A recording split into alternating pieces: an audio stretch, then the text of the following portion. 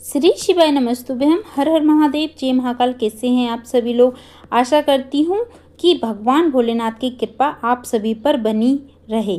प्रिय दर्शकों, आज की इस पवित्र कथा को बहुत ध्यान से सुनिएगा, क्योंकि आज हम भगवान शिव से जुड़ा एक ऐसा रहस्य जानने वाले हैं जिसे बहुत कम लोग जानते हैं। क्या आप जानते हैं कि भगवान शिव स्वयं माता पार्वती से कहते हैं कि कुछ विशेष परिस्थितियों में स्त्रियों को शिवलिंग पर जल नहीं चढ़ाना चाहिए।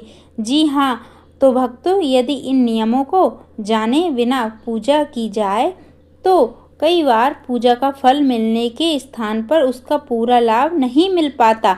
आज की इस वीडियो में हम जानेंगे भगवान शिव ने माता पार्वती को क्या बताया था और किन 3 प्रकार की स्त्रियों को शिवलिंग पर जल नहीं चढ़ाना चाहिए। इसलिए इस कथा को अंत तक अवश्य सुनिएगा, क्योंकि अंत में आपको शिव पूजा का एक ऐसा रहस्य पता चलेगा जो बहुत कम लोग को पता है। और अगर आप सच्चे शिव भक्त हैं तो कमेंट में एक बार अवश्य लिखिए हर हर महादेव। बहुत पहले प्राचीन समय की बात है। कैलाश पर्वत पर भगवान शिव और माता पार्वती विराजमान थे। चारों ओर अद्भुत शांति थी। देवता, ऋषि और शिवगण सभी भगवान भोलेनाथ की आराधना में लगे हुए थे। उसी समय माता पार्वती के मन में एक जिज्ञासा उत्पन्न हुई। वे भगवान शिव के पास आईं और उनके चरणों में प्रणाम करते हुए बोली, हे प्रभु, आप ही इस सृष्टि के स्वामी हैं। आपकी कृपा से ही संसार का पालन होता है।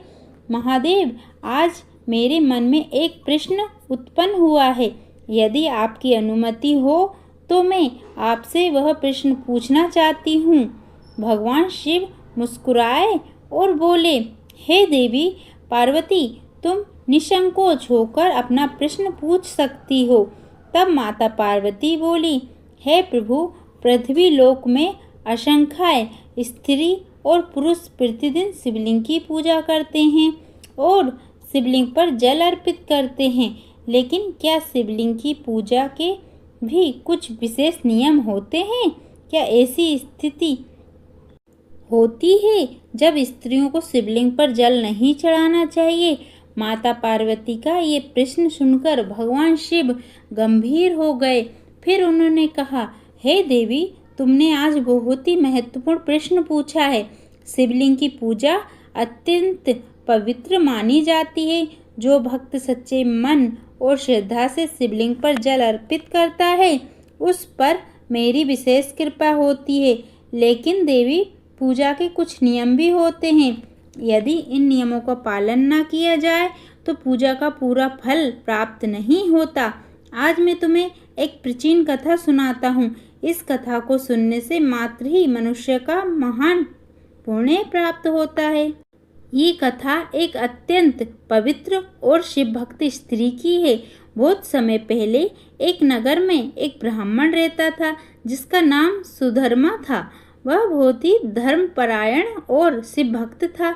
उसकी एक पुत्री थी जिसका नाम सुमिति था। सुमिति बचपन से ही भगवान शिव की बहुत बड़ी भक्त थी। वह प्रतिदिन सुबह ब्रह्म मुहूर्त में उठती थी, स्नान करती थी और शिव मंदिर जाकर शिवलिंग पर जल चढ़ाती थी। शिवलिंग पर जल अर्पित करने के बाद वह अपने दिन की शुरुआत करती थी। उसकी भक्ति देखकर सभी लोग उसकी प्रशंसा करते थे। समय बीतता गया और जब सुमित विवाह योग्य हुई तो उसके माता पिता ने उसका विवाह एक अच्छे और संस्कारी ब्राह्मण युवक से कर दिया। विवाह के बाद भी सुमिति की शिव भक्ति कम नहीं हुई।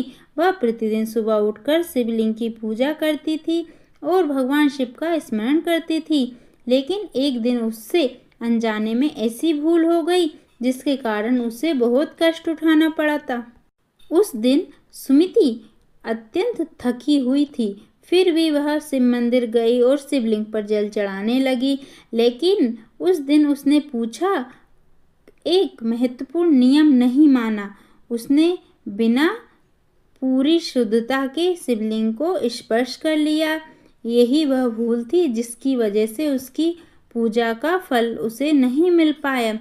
तब भगवान शिव माता पार्वती से बोले, हे देवी, इसी कारण मैं कहता हूँ कि पूजा करते समय नियमों का पालन अवश्य करना चाहिए।